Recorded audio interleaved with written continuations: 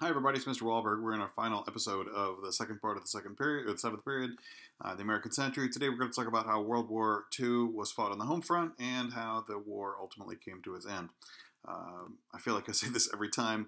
That my smiling face down here. Some of the topics that we're going to get into are not all that happy today, and I really needed to go find a picture where I'm looking a little more somber. But nevertheless, here we go. We have a short agenda. I hope the sub has taken attendance. Hi, sub. Today we're in the last episode of the period 7, and then your test is a take-home test, and it's due on Tuesday at 11:59 p.m. Make sure you get that taken care of. We have 3 objectives. You should be able to examine the way the United States mobilized its economic resources and promoted the popular support for the war effort. You should be able to analyze the way in which the American minorities faced the threats to freedom at home and abroad. You should be able to explain how the end of the war shaped the post-war world. Let's begin in Roman numeral number 31. To keep up with the demands for war, FDR created new federal agencies like the War Production Board and the War Manpower Commission and the Office of Price Administration. These agencies regulated labor, they controlled shipping and manufacturing, and they fixed the price of goods and wages. The government built housing for war workers and forced civilian workers to retool for war production. So if there was a factory that was producing Chryslers, they stopped producing cars during the war and switched over to making, say, airplanes. Now, Roosevelt offered incentives to spur on production to keep up with war demands. There was things like low-interest loans and tax concessions and contracts with guaranteed profits, but the biggest companies had the biggest contracts. So, companies like Chrysler were able to produce stuff a lot faster than, say, Kansas Teas would have been. Americans produced an astonishing amount of wartime goods. They utilized science and technology. There was thousands of airplanes and hundreds of thousands of armored vehicles and 2.5 million trucks. This is also a time where we go through some important technological changes, like synthetic rubber was replacing natural rubber. It was a little more expensive, at least in the beginning, but over the time produced a far superior product. Japan dominated rubber supplies and natural rubber anyway, so they needed to switch to a synthetic option. Things like radar and jet engines and early computers resulted from public and private cooperation as government industries combined with private industries.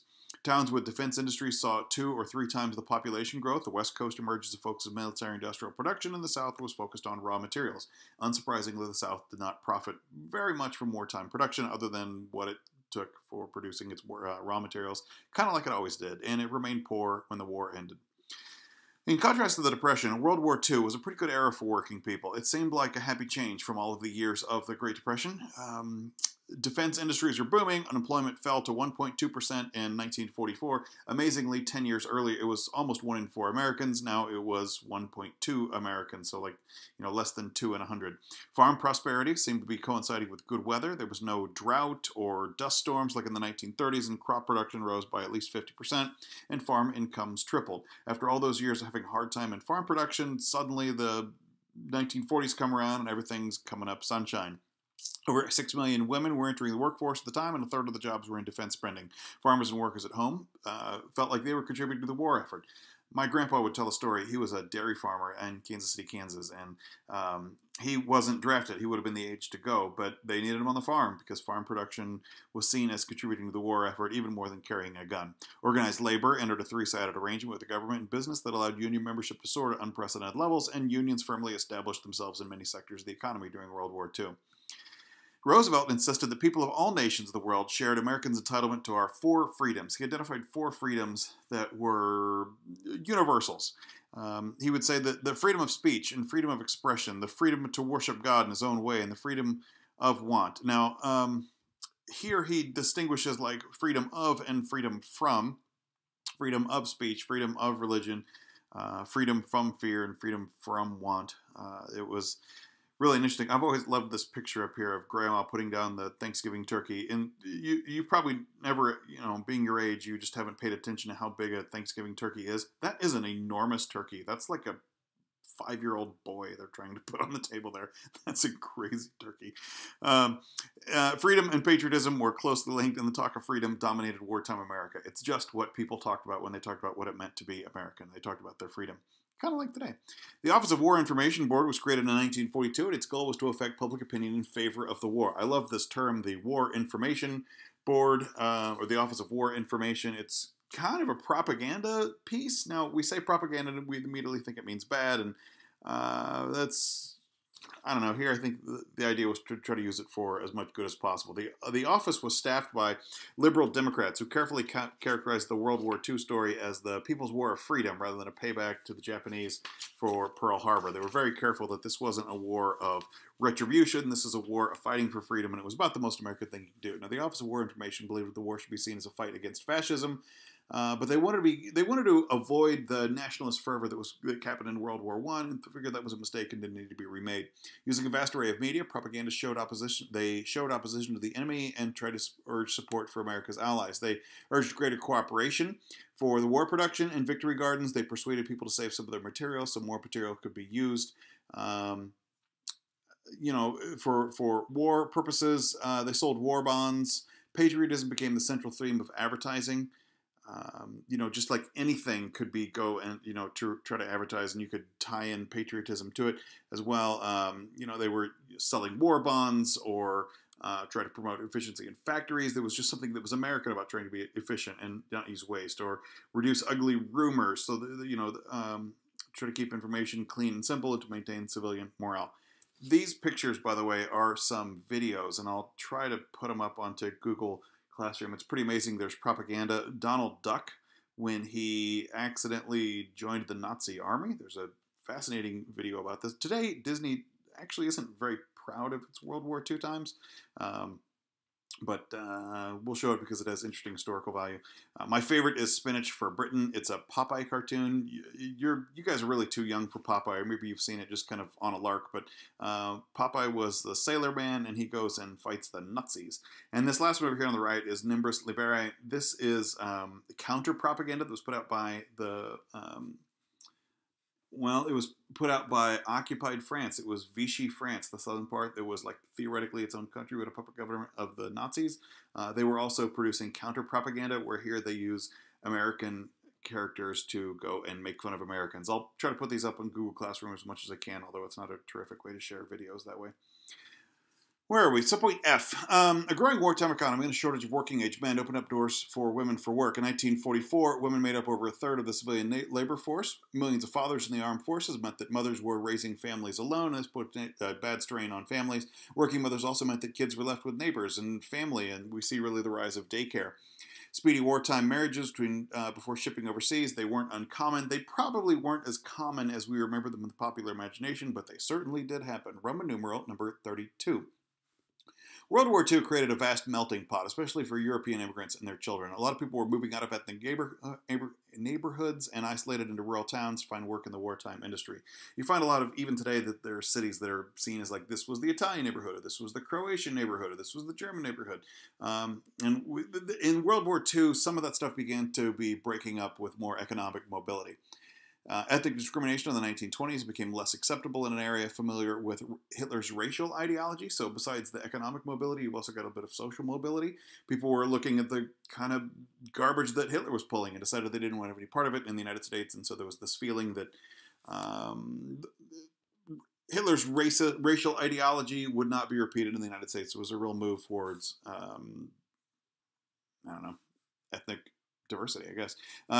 Still, sharp divisions remain between the races. Let's not kid ourselves. It wasn't Disneyland. So point B. The Bracero program of 1924 allowed tens of thousands of contract laborers to cross into the United States to take up jobs as domestic and agricultural workers. It was basically a way to import workers into the United States during wartime when wartime producers were scarce. However, it's, again, not Disneyland. These Mexican immigrants had a hard time finding decent housing and wages. Just because they could come and get a job here doesn't mean that landlords actually wanted them there. Their temporary status also prevented them from organizing into unions and getting better representation in the workforce. Los Angeles had the highest population of people of Mexican descent outside of Mexico City. So like Mexico City was the #1 location for people of Mexican descent. And the second one wasn't in Mexico. The second highest city full of Mexicans was Los Angeles. The city also had a record of discrimination in housing and education and recreation.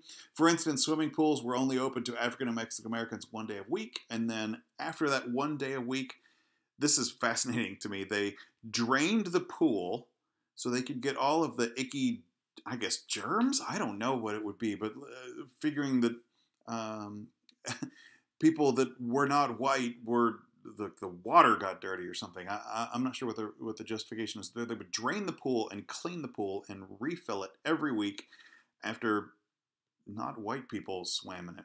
Now, in the United States, particularly, young Mexican men rebelled against tradition in a sense that, like, it felt like they were ostracized by their era. There was a sense of rebelling against the tradition that established that. A number, they wore there was a particular style of clothing that was popular among Mexican men of the day called a zoot suit. And a zoot suit this is a pretty good example of these really long coats, these pants that come up high, even for the era. That's a really high waistline.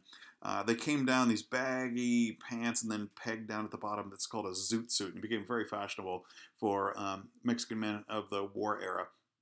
And they, long jackets, wide pleated leg pants. Now, a number of sailors in Los Angeles, they were targeted the men in the zoot suits. They were triggering violence between thousands of servicemen and civilians, and mobs poured into Mexican-American neighborhoods. These mobs basically just tried to beat the snot out of everybody that looked Mexican, anyone in a zoot suit, and beat them senseless. The zoot suit riots, as was known, lasted about a whole week. They resulted in hundreds of injuries to Mexican Americans, and it was just plain old racial violence. So it's not like, again, it wasn't a panacea, even though people were trying to, eschew Hitler-style racial ideologies. Well, there's a long way to go on it. American Indians during the war, around 25,000 Native Americans served in the Army. Most famously were the Navajo Code Talkers. The Code Talkers transmitted messages in the complex Navajo language. It was basically undecipherable to the Japanese. There's not that many Navajo that were on Earth, and there weren't any of them in Japan, and the language was not widely known outside of the Navajo. And so they became the Code Talkers. They began transmitting the messages for the United States. And you couldn't break it with a cipher because it was an unknown language that just made absolutely no sense to the Japanese. Insisting the United States government couldn't draft Indian men, the Iroquois issued their own declaration of war against the Axis powers. The argument went that the Iroquois were never conquered and they were never assimilated and belonged to their own nation, so they couldn't be drafted into the rest of the war. Now, wartime production jobs off the reservation meant that a lot of Native Americans had, for the first time, a chance to really enter mainstream society. There were good jobs that were available off the res. And maybe for the really first time, there was a chance to enter mainstream society, and many of them never returned to the reservations after the war and essentially left their Native American life behind. Now, for Asian Americans, we've got a mixed bag here. Now, for a long time, a target of racism, Chinese people were seen as allies against the Japanese because Japanese and Chinese had a long-standing rivalry between them. So, a long-time target of racism, the Japanese overtake the Chinese. There's more racial acceptance of Chinese people rather than Japanese people. The old Chinese Exclusion Act of 1882 was abolished. They allowed immigration, albeit not very much. They allowed immigration from China. Japanese people, though, were viewed by Americans as a detested foe. To many Americans, war against Germany was an ideological fight. They were fighting fascism, while war against Japan was a race war. They were trying to eliminate the enemy. And it was really a feeling that Americans couldn't trust even Americans of Japanese descent, that there was this feeling like the otherness of Japanese people really seemed like an isolating and separate force, where American government viewed every person of Japanese ethnicity as a potential spy, whether or not that was merited or not. Just being Japanese made a person suspicious of spying and espionage, even if a person had been in America their entire life and didn't know anyone in Japan. Just being of Japanese descent was enough to be guilty before proven innocent. The military persuaded Franklin Delano Roosevelt to issue maybe the most infamous executive order in history, Executive Order 9066, which allowed the Secretary of War to declare certain zones as military zones, and they permitted internment camps to political enemies. Now, other than people of Japanese descent, basically no one spoke out against internment. This is what's crazy. Other than people who were Japanese Americans, nobody objected to this. I mean, this is very un-American, and people, I think, today would be outraged, but you don't see any outrage of it. It goes all the way up to the Supreme Court, and the Supreme Court declares it legal. It's totally fine to put people in jails without any cost. Now, it's not technically a jail, but it's totally a jail. The government sold war bonds to the internees to add insult to injury. They're like, hey, but we could raise money off of you, and drafted them into the Army from the internment camps, subpoint F. What was going on in African Americans at the time? Mass migrations of African Americans were stirring new racial tensions into the overcrowded northern cities. These mass migrations meant construction of housing projects, often in white neighborhoods. So there's like big movement from the south into the urban areas. They're creating new housing and black people living in parts of the country where there hadn't been a lot of black people before. And it doesn't go super well. In 1943, racial violence erupted across the country, particularly in the city of Detroit, where it started out as a small fight between a handful of white people and black people. They grew into a riot when white sailors joined into the fight. There were these false rumors that white people murdered an African-American woman and a child, and that black rioters killed 17 white people, and none of these things really had any evidence to back any of it up, but it wasn't enough. The rumor was good enough to start a riot, and they led to a 3-day riot, 34 people injured or dead. Detroit also had a 20,000 person, that is 20,000 people, who participated in a hate strike, which protested against black workers in an aircraft engine factory. They had their positions upgraded, and how dare black people get promotions. During the war, over 1 million black Americans served in the armed forces, in the Army. They served in segregated units. In the Navy, they served only as waiters or cooks. So there's actually less racial integration here in World War II than there was during the Civil War. There are reports that black soldiers sometimes had to give up their seats and railroad cards, even to Nazi prisoners of war. Some cold poop, man. Roman numeral 33. Franklin Delano Roosevelt was an old man by 1945.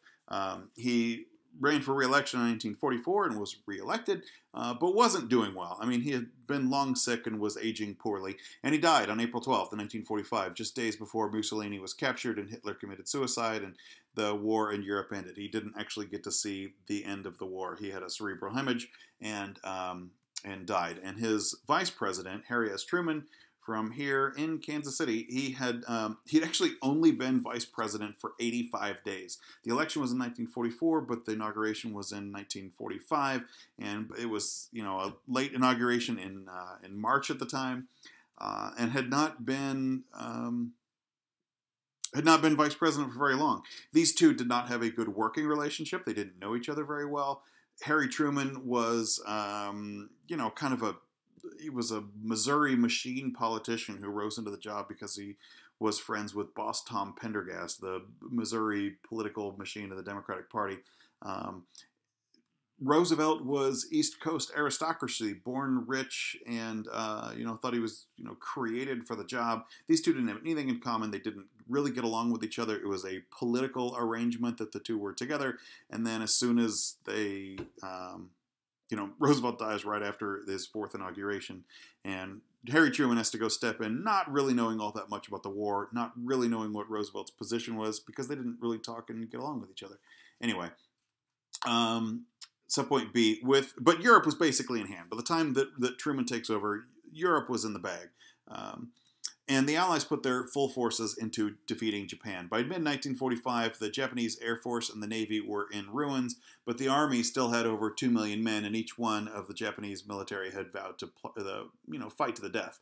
There were these stories about the kamikaze pilots that would go and they fly their airplanes, and then they would fly them until they used all their bullets, and they'd use all their bombs, and then they would use their actual airplane like a bomb and go crash these explosive-laden planes into the side of warships, try to blow up the whole warship.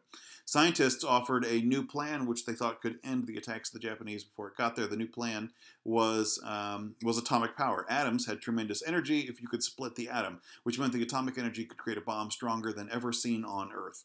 The Manhattan Project, so-called because it wasn't in Manhattan. The Manhattan Project was a research and development undertaking during World War II. It produced the first nuclear weapons. It was a practical realization of the theory of relativity, that laws could be, laws of physics had been reorganized by Einstein, and its greatest result was the atomic bomb. We turn to nuclear physicist Robert Oppenheimer. Robert Oppenheimer was the director of the Los Alamos laboratory that designed the actual bombs. Oppenheimer's an interesting guy. He wasn't that great of a physicist. He wasn't that great of an organizer, but he was a great person that, to be the face of the organization. It was called the Manhattan Project because that's where the Army engineers were located. And because its official name, the development of substitute materials, could draw attention, but you could get away with calling it the Manhattan Project because that could be anything. The Manhattan Project grew to employ more than 130,000 people. It cost nearly $2 billion of, that's 1945 dollars. And then in July of 1945, they used the first successful test in Los Alamos, New Mexico. Alamogordo, New Mexico, not far from Los Alamos. Anyway, the Truman didn't know anything about the plan when he became president. He didn't know there was development of an atomic bomb. They didn't know anything about it. He considered the weight of large-scale explosions and said, oh my goodness, we could do some huge destruction. He warned the Japanese, surrender or face utter and complete destruction. Japan ignored the warning, and so famously on August 6, 1945, a U.S. plane dropped an atomic bomb on Hiroshima, Japan. Hiroshima is actually not that significant of a target. It's not a huge city. It's a very middle-sized town.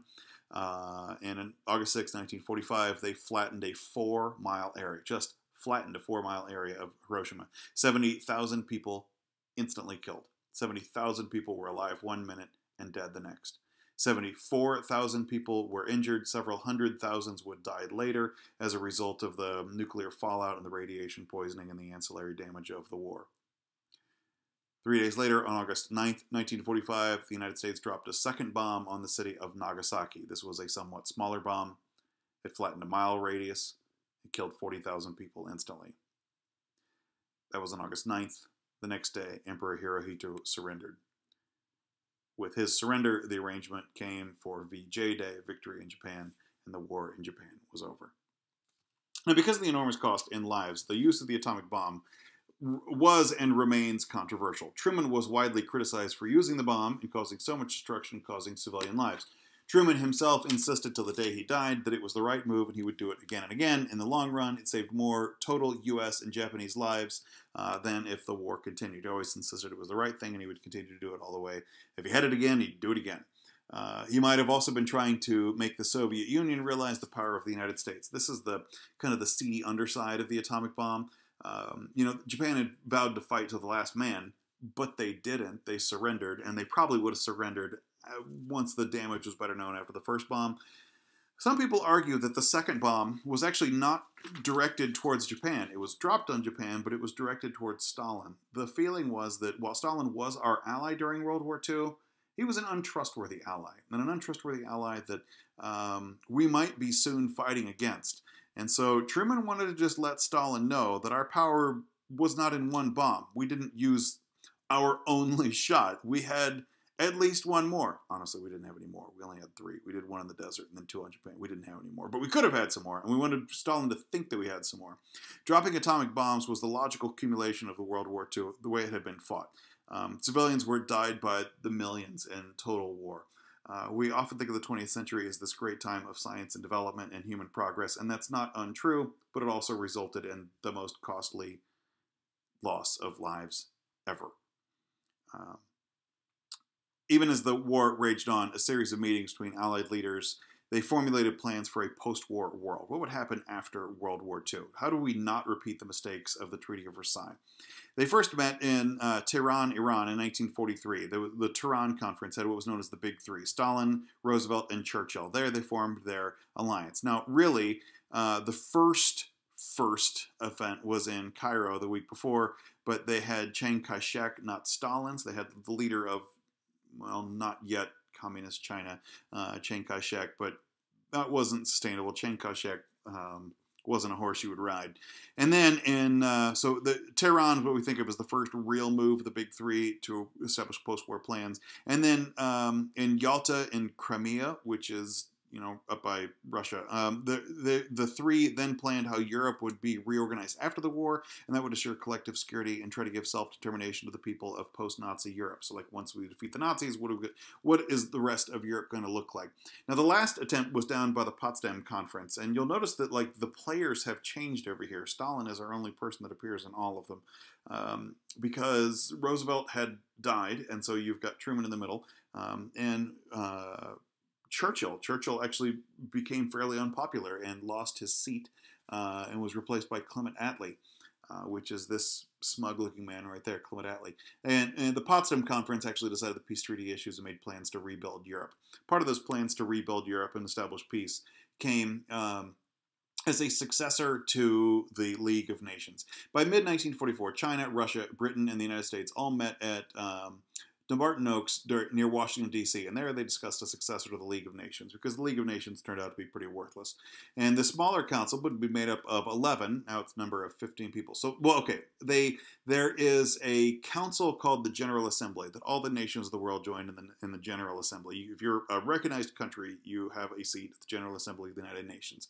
And then within the General Assembly, there's a smaller council, and the smaller council, known as the Security Council, would be really the ones that were in charge of making peace in the world. It was 11 people, now it's 15 people, and these members would be charged for international peace. It was the Security Council who would decide whether or not you would accept new members. It was the Security Council who would decide any approval changes to the UN Charter. Now, five countries have permanent seats on the Security Council. This is true today. There's 5 seats that are permanent on the Security Council, and then there's others that are sort of rotators. They kind of just go through. There's an order. I don't know what it is. It's not important here. But 5 countries: the United States, at the time the Soviet Union, now it's the Russian Federation, but the United States, the Soviet Union, the Republic of China, which was originally Taiwan. That's a complicated deal of Chinese history. We'll learn more about it later. Now it's China, the People's Republic of China, Great Britain, and France. So U.S., Russia, Britain, France, China were the permanent members. All the rest would be rotated among the rest of the assembly. And those 5 permanent members have veto power over any UN resolution. Basically, we don't make the same mistake that we made with the League of Nations. We join this one, but we can keep control of it. It's somewhat undemocratic, but it represented the major world powers at the end of the war. Okay, this was a really long video, and there was a lot to it. And thank you for sticking all the way to the end. It was a complicated way to end the war, but hey, the war is complicated. Make sure you're studying up for your test, and you may save and close your notes. Jesus saves, and so should you.